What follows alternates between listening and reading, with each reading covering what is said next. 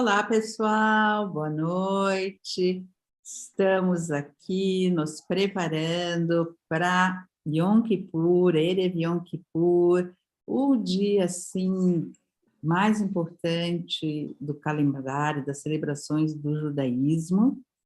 Esperamos que todos tenham um jejum significativo, um jejum de conexão, de espiritualidade, e que todos sejamos selados para um ano bom, um ano doce, frutífero, que sejamos selados no livro da vida. Em Yom Kippur, costumamos ler o livro de Jonas, uma história fantástica, fabulosa, cheia de aventuras, de idas e vindas. Douglas, me conta aí, como é que é essa história? Vamos fazer um resumo antes de entrarmos na reflexão? Nós vamos trazer para vocês alguns aspectos inusitados, diferentes, que os nossos sábios, que os nossos estudiosos fizeram sobre o livro de Jonas. Olá, pessoal. É um prazer estar com vocês aqui nesse dia tão solene, né? Especialmente hoje, um programa mais do que especial para Yom Kippur.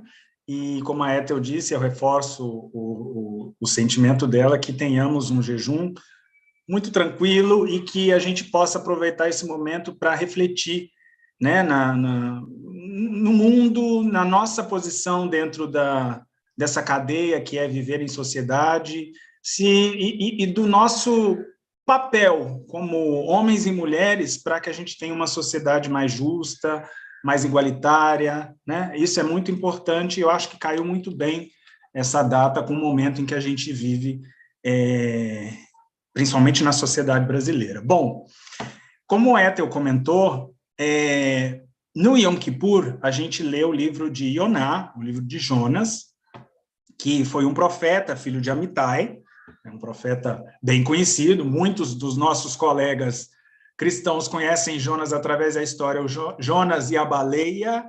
Tá? Mas uma curiosidade, que o texto original não fala baleia, fala que é um peixe grande. Então, pode ser qualquer tipo de peixe grande, tá? Mas a gente vai chegar lá na parte do peixe. Bom, Jonas havia recebido um chamado de Deus que pedisse para ele que fosse direto até Nínive, que era uma cidade que não tinha judeus, mas que avisasse a cidade que a cidade seria destruída, né? E ele, de primeira, ele falou, não vou nada, melhor ficar quietinho aqui, para que pegar navio, viajar, né? Naquela época não existia primeira classe, em avião, nada disso, então vou ficar quietinho aqui. Bom, ele fez o contrário, ele foi para o lado oposto. Ao invés de ele seguir em direção ele chegou em Haifá e ao invés de pegar e ir direto para Nínive, ele pegou um navio para Tarshish, ou seja, não tinha nada a ver com o lugar que ele tinha que ir. Bom, Tarshish também era uma cidade grande, muito grande, com muito comércio, pedras preciosas, né? O comércio de ouro era muito, muito forte na região. E aí, no meio do oceano, o que aconteceu? Lembrando que Deus pediu para que ele fizesse uma coisa e ele fez outra. E aí, o que acontece? No meio do oceano, no meio da viagem, vem uma tempestade. Mas uma tempestade muito forte. Então, um navio que não era muito grande, no meio de uma tempestade, imagina o que é o mar com aqueles ventos e ondas altíssimas. Pois bem, eles se encontraram nessa situação. E os marinheiros desesperados, remando, para tentar voltar o barco para a terra firme e salvar todo mundo. E o que o Jonas estava fazendo? Estava nada, não fazendo nada. Estava lá na dele, quietinho, só reparando que o barco ia para cima e ia para baixo, e se mexia para cá e para lá, e ele, eu não quero saber disso não, eles que se virem com o problema do barco para lá. Bom, ele foi para o porão do navio, foi dar uma descansada, porque falou, bom, vou dormir, não tenho como ajudar, prefiro dar uma descansada. O pessoal que estava lá em cima, tentando fazer o barco seguir em direção à terra firme, com tanto desespero, e como geralmente acontece conosco, quando a gente está muito desesperado, qual é a primeira coisa que a gente faz? A gente vai rezar para Deus. a gente vai pedir a Deus que nos dê um auxílio, que nos dê ajuda, que encontre o caminho para a gente, que nos leve à terra firme. E assim eles fizeram. Mas não resolvia. Eles fazendo as orações não resolvia. E resolveram ver se estava todo mundo ali rezando e viram que o Jonas não estava. Foram acordar o Jonas, que estava dormindo, e falaram, cara, sobe lá, pelo amor de Deus, a gente precisa rezar e resolver essa situação. Vai rezar para o seu Deus. Está todo mundo rezando para o seu próprio Deus. E ele não fez nada. Pois então, eles, assim, o Jonas não rezava, todo mundo rezando, a situação não melhorava, vamos lançar a sorte para ver de quem é a responsabilidade.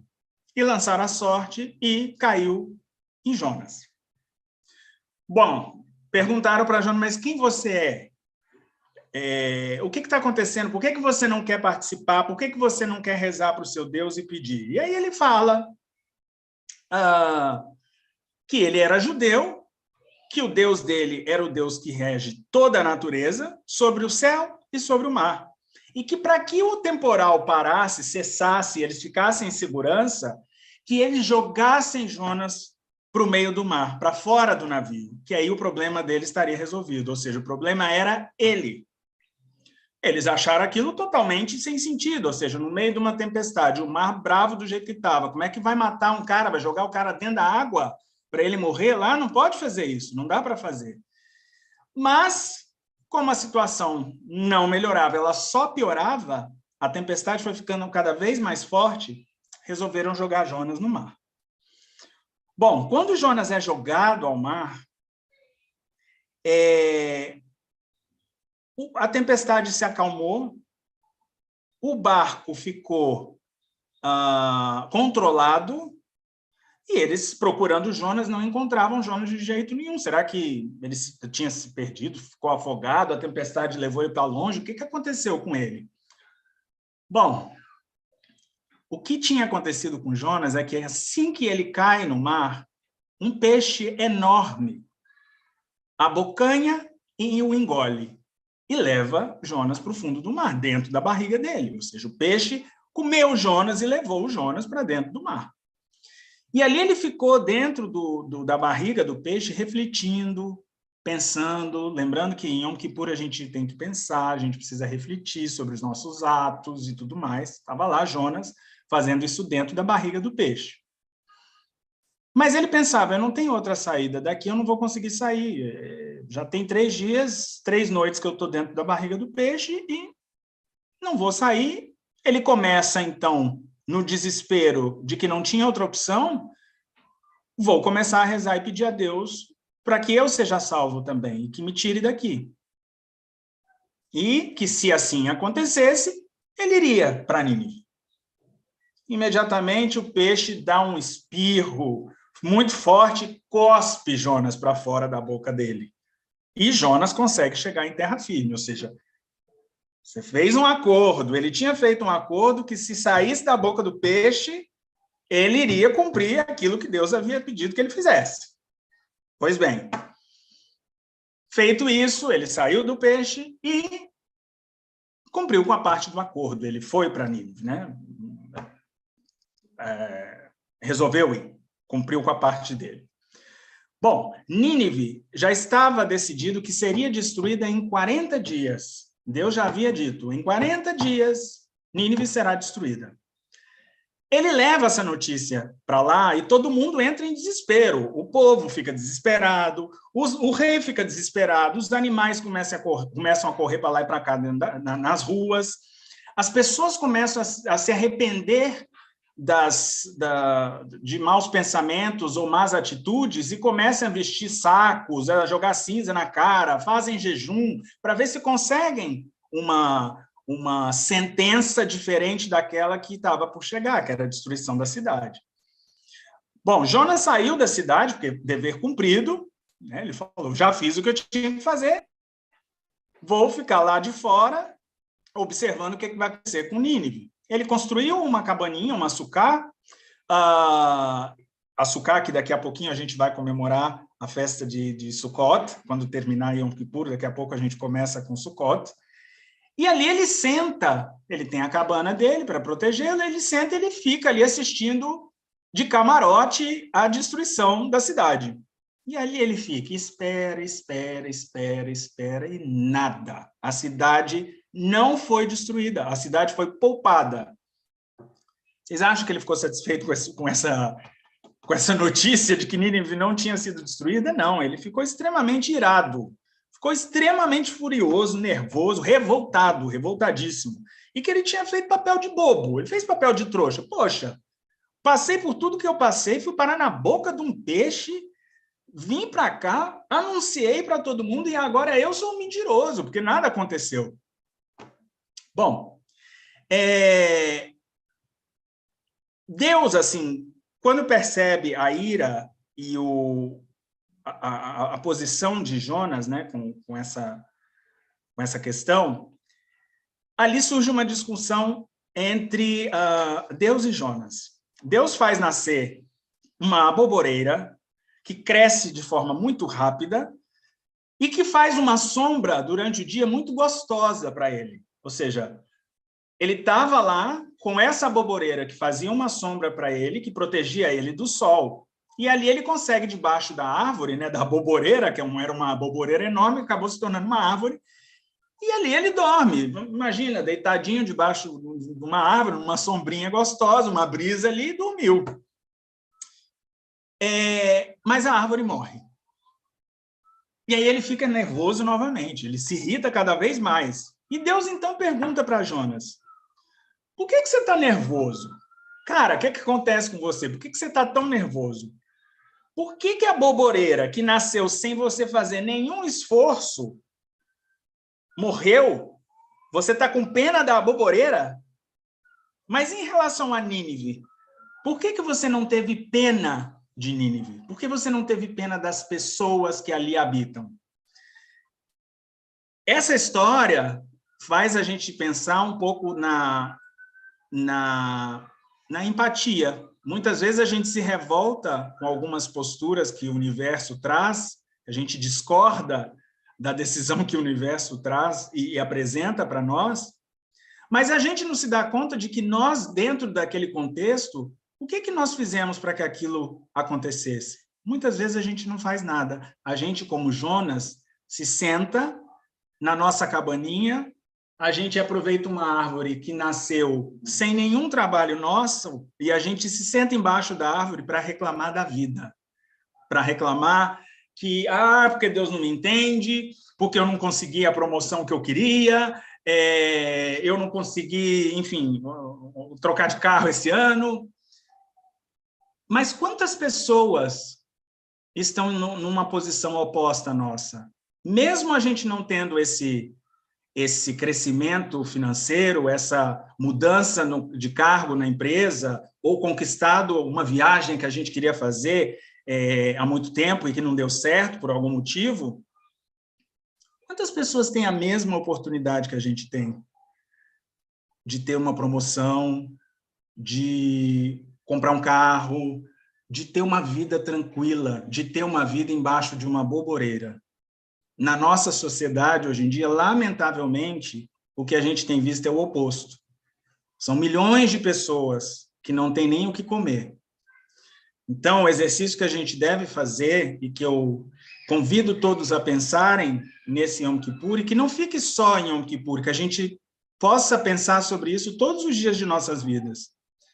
Enquanto a gente andar na rua e a gente encontrar crianças, adultos, mulheres, jovens, idosos, sem uma casa e pedindo por um prato de comida, a gente não tem direito de reclamar de nada. A gente só tem que agradecer e contribuir, ajudar a Deus na construção de um mundo melhor, porque também é nossa responsabilidade, como homens e mulheres que vivemos e desfrutamos deste mundo, a responsabilidade também é nossa. Então, não façamos como Jonas, não vamos reclamar embaixo da árvore. Vamos plantar outras árvores para as pessoas, para que elas também tenham sombra, né, Héctor? É verdade. E eu vou, então, pegar esse gancho do Douglas e também aproveitar para responder algumas perguntas que, quando a gente anunciou na última terça, dia D, que fechou o ciclo anterior, não é, sobre as línguas judaicas, e anunciamos que hoje seria um especial sobre o livro de Jonas. Algumas pessoas já mandaram perguntas, e nós temos algumas perguntas muito curiosas, não é? Sobre o significado de Nínive, sobre onde fica Nínive, onde ficam essas cidades. E eu quero propor para vocês, então, que a gente refaça essa história maravilhosa que o Douglas acabou de contar e essa reflexão, que a gente refaça essa jornada junto com o Jonas, mas como se cada um de nós fôssemos Jonas. Então, nesse ponto de vista, eu queria pegar esse percurso a partir de uma frase que eu adoro, do Rabino Sacks, Jonathan Sacks, de Abençoada Memória, que ele abre um vídeo feito sobre a pergunta sobre por que eu sou judeu. É um vídeo maravilhoso, eu vou compartilhar aqui essa frase para a gente iniciar essa nossa jornada do livro de Jonas,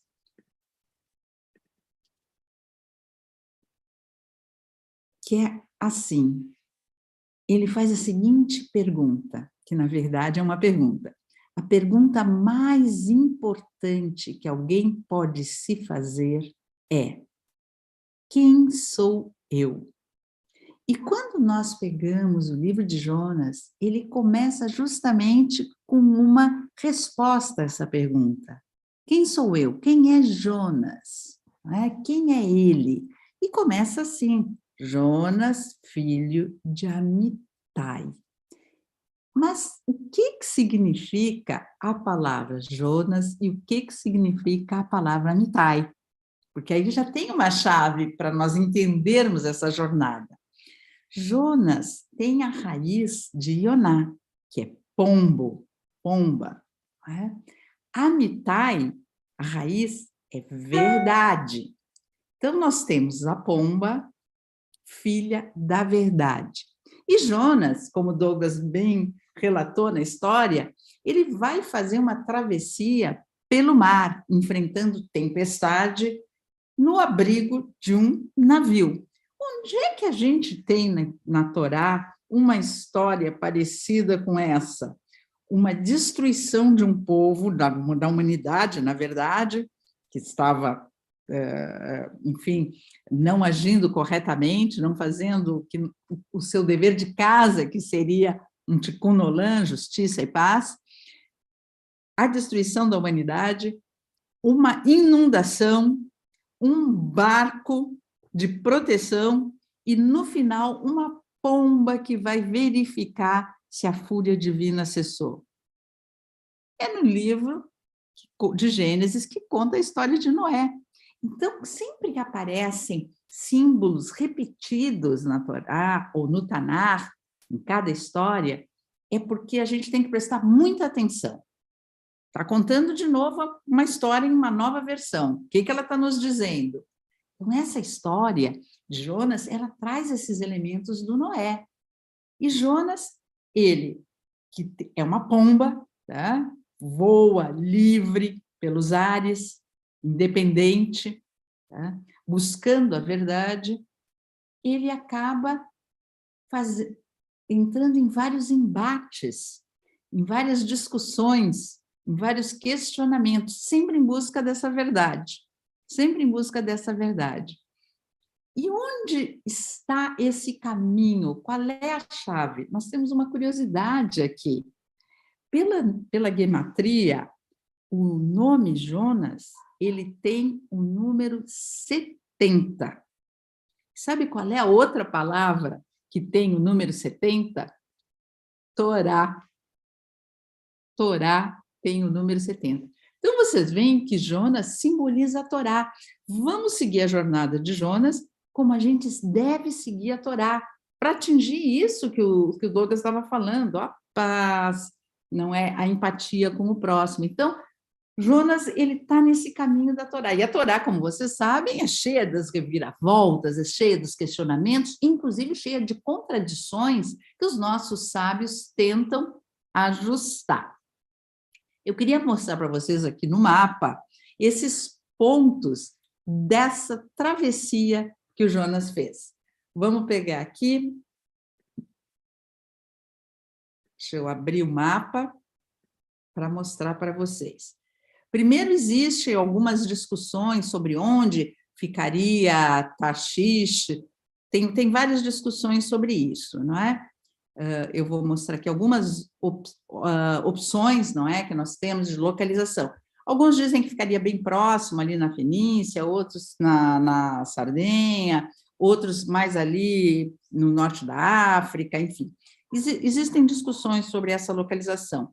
Mas uma boa parte dos autores vai concordar que o local mais provável seria na região da Espanha, um porto na Espanha. Então, aqui nós temos mais ou menos o percurso que ele deveria ter feito, que Jonas deveria ter feito, e o percurso que ele fez. Ele está aqui, em Gath-Hefer, e teria que ir para Nínive, 850 quilômetros. Tá? Uma viagem relativamente curta. Mas o que ele faz? Ele desce para Yafo, e ali, nesse porto, ele pega um navio e vai para Tarshish. Vocês veem que ele se afasta. Mas nós temos algo super interessante. Existe uma leitura que diz que ele se afasta da sua missão, que ele está fugindo da sua missão. A dúvida é, por que ele está fugindo dessa missão? Afinal, ele é um profeta. O profeta sabe qual é a sua missão. É uma missão, na verdade, paradoxal dentro do judaísmo. O profeta faz uma admoestação para que a sua profecia não se cumpra.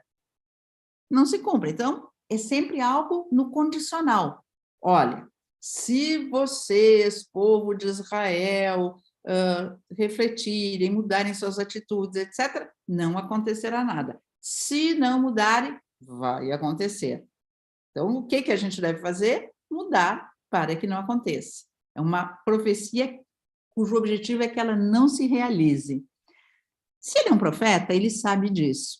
Por que ele está revoltado? Por que ele vai estar mais revoltado ainda no final, quando a profecia não se cumpre? Ele deveria ficar feliz e ele não fica? O que está acontecendo aí por baixo dessa história com esse profeta que parece que desconhece isso? Claro que ele sabe que a sua profecia ela não deve ser realizada. Então, tem uma caminhada, uma jornada mais profunda aí por baixo. O Jonas, ele está fugindo de Nínive, se afastando de Nínive, por aquilo que Nínive representa. E o que Nínive representa? Eu vou mostrar aqui algumas reconstruções do que seria Nínive.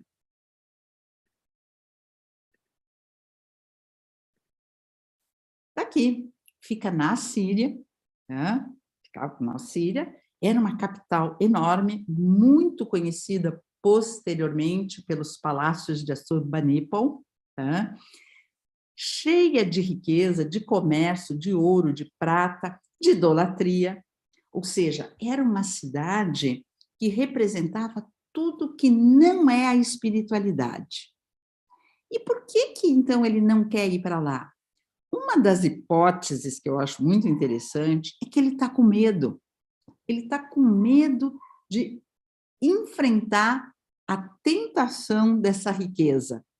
Sabe quando a gente diz assim, olha, melhor se afastar daquilo que te atrai? Porque, na verdade, isso nos atrai. O luxo nos atrai, a vida fácil nos atrai. A gente gosta de conforto, de comodidade, de preguiça, de não fazer nada, a gente procrastina, a gente deixa para amanhã, a gente vai levando, né? Até por isso que nós temos tantas chances no calendário judaico. Tem o Shabat, uma vez por semana, vamos tentar retornar, vamos tentar voltar às nossas boas ideias, aquilo que a gente é. Não deu? Rosh Chodesh, uma vez por mês. Não deu uma vez por mês? Temos Yom Kippur, Rosh Hashanah. Uma vez por ano, vamos tentar fazer isso. Então, essa tentativa de retornar ao nosso verdadeiro eu. Então, ele está fugindo disso. Mas percebam, e aqui é um ponto também de reflexão para você que está nessa jornada como Jonas. O que você tem medo? O que te atrai muito e que, ao mesmo tempo, você quer evitar? Qual é o seu medo? Qual é o seu medo? Ele vai ir para o lado oposto. Mas o lado oposto, na verdade, é igual. Ele vai para uma outra cidade, que é um centro comercial, com ouro, com prata, com riquezas, ou seja, a gente foge dos problemas, mas os problemas não fogem da gente, eles vão junto. E é isso que está acontecendo com Jonas, os problemas estão indo junto com ele, e ele vai fugindo, se afastando cada vez mais nesse percurso. Tá? Aqui é o que seria a cidade onde ele está, que era uma cidade que era grande fabricante de vinho, de prensas de vinho. Vocês vejam que interessante, ele estava num lugar onde tinha um vinho, aquilo que te conforta, que te dá alegria, não é? Faz parte do judaísmo também, e ele não queria largar isso. Tá? E olha que interessante, ele sai de Nínive, faz um grande percurso para chegar em Tarshish, e, na verdade, Tarshish é muito próxima, esse percurso aqui entre Tarshish e Nínive é muito curto, a distância é curta. Não adianta a gente fugir dos problemas, eles vão juntos. Como é que você foge dos problemas? Jonas fez um caminho interessante de fuga. Ele procurou uma proteção. Qual é a proteção dele? O sono. Vocês veem que ele dorme várias vezes nessa história. O sono é inconsciência. A gente não fica consciente durante o sono. Então, você não quer enxergar as coisas. E é isso que ele faz. Está tendo uma tempestade? Eu vou dormir. Ah, a cidade não foi destruída e eu fiquei furioso com isso? Vou dormir. Não quero ver que a minha palavra não valeu nada. Vou dormir. Então, ele se refugia no inconsciente. Por isso que a gente toca o sofá, para acordar. Não é isso, Douglas? O que é o toque do chofar? Explica aí para o pessoal que nós vamos ouvir nesse Yom Kippur, o toque do chofar. Pois é, o toque do chofar é justamente o despertador da alma. A gente, como o toque é um som tão... Ele mexe tanto dentro da gente que ele faz com que a gente fique atento. A ideia é, olha, prestem atenção, acordem, olhem, observem. Né? E a gente vai ouvir daqui a pouquinho. Então, gente, é isso que o Jonas está fazendo. E essa fuga também é um outro paradoxo muito interessante, que a gente pode fazer uma analogia tanto com a família, com os amigos, quanto contra o nosso Deus, quanto esse poder que nos protege. Ele é, ao mesmo tempo, um protetor, mas é, ao mesmo tempo, um despertador. É, ao mesmo tempo, alguém que nos tenta fazer ir para frente.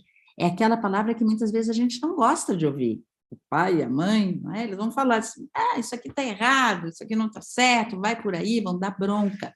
Mas, ao mesmo tempo, eles nos acolhem, nos protegem. Deus, desse ponto de vista do livro de Jonas, tem essa função. Onde é que ele vai aparecer? Ele vai aparecer em vários momentos, protegendo, mas, ao mesmo tempo, confrontando. Então, ele coloca Jonas, está no meio da tempestade. A tempestade serve para quê? Para despertar o vento forte que impede essa pomba de voar. Diz, olha, Jonas, não é para tu voar para esse lado, acorda! Ouve o relâmpago, o trovão, ouve o chofar, ouve essa trombeta. E ele está dormindo. Ele está dormindo onde? No fundo do navio, envolto em água. Tá? Envolto em água. É como se fosse uma proteção, a Arca de Noé. Então, ao mesmo tempo protegido, mas ao mesmo tempo desafiado. Quando ele é engolido pelo peixe, ele vai mais fundo, mais fundo. E até interessante, porque tem um Midrash que tenta justificar uma aparente incoerência na história, porque o peixe é citado uma vez como masculino, Dag, e outra vez como feminino, Dagá. Eram dois peixes? Era um peixe? Como é que se explica isso?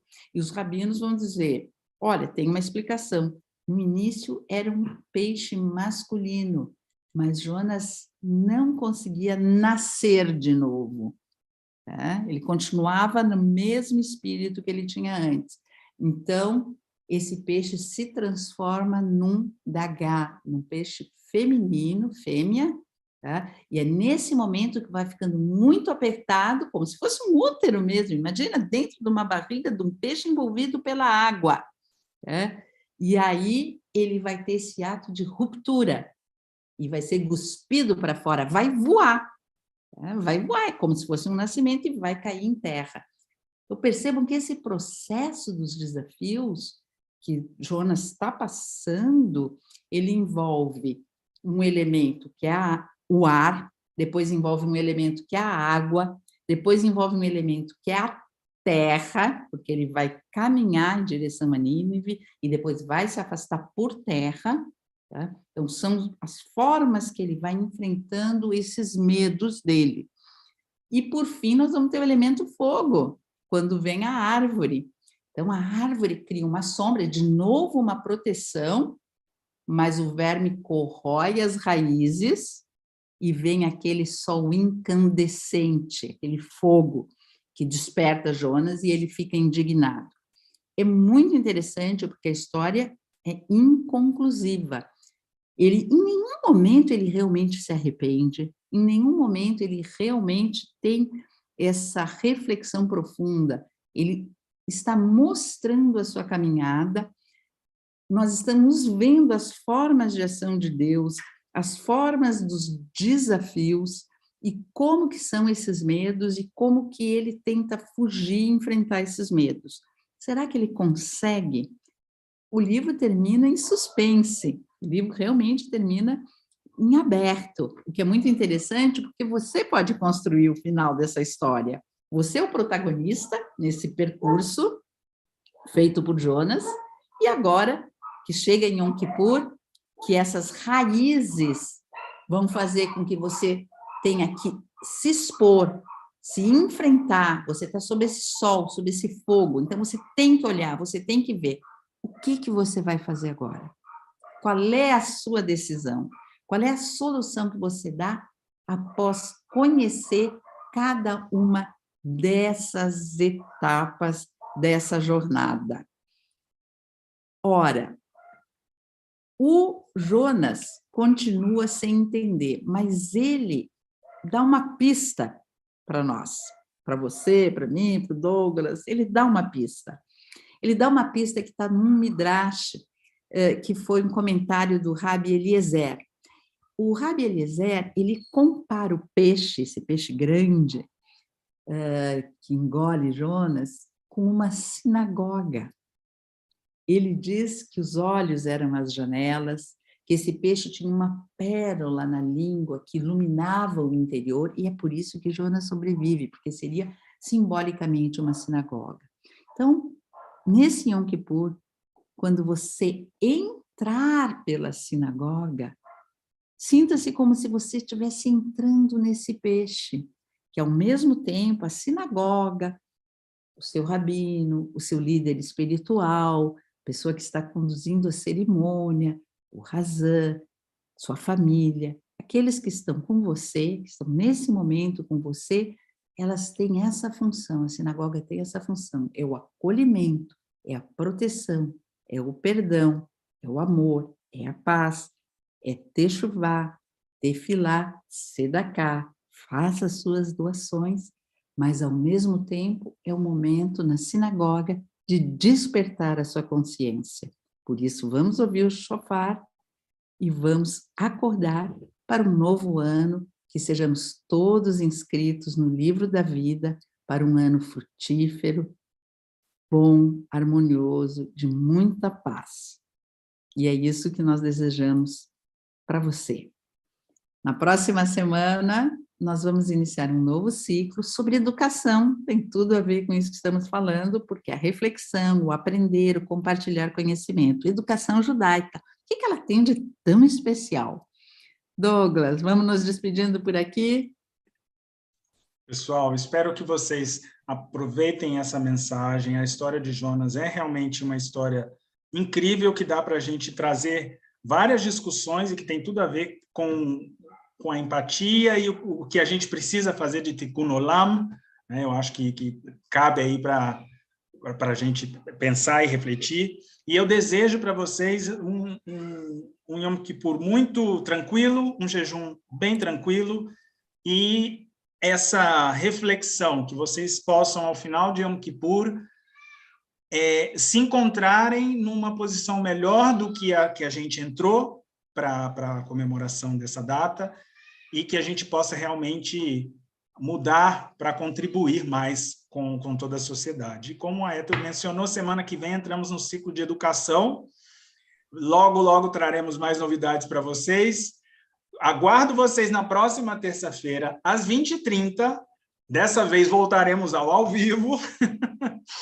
Isso, e para a gente poder compartilhar, vocês mandarem as suas perguntas. E é muito importante que vocês também curtam aí e compartilhem para que o canal continue sempre trazendo temas tão legais para vocês.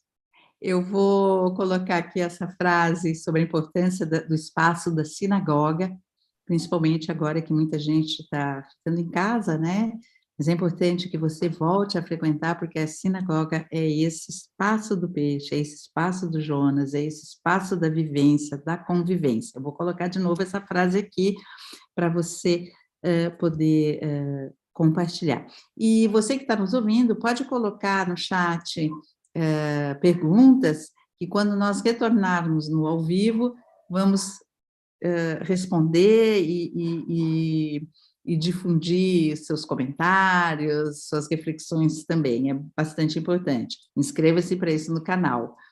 Aqui está, então, a reflexão do Rabbi Eliezer, falando sobre a importância da sinagoga como esse grande peixe, que é um espaço que protege e, ao mesmo tempo, nos desperta, nos liberta, nos impulsiona para frente. Jonas foi impulsionado para descobrir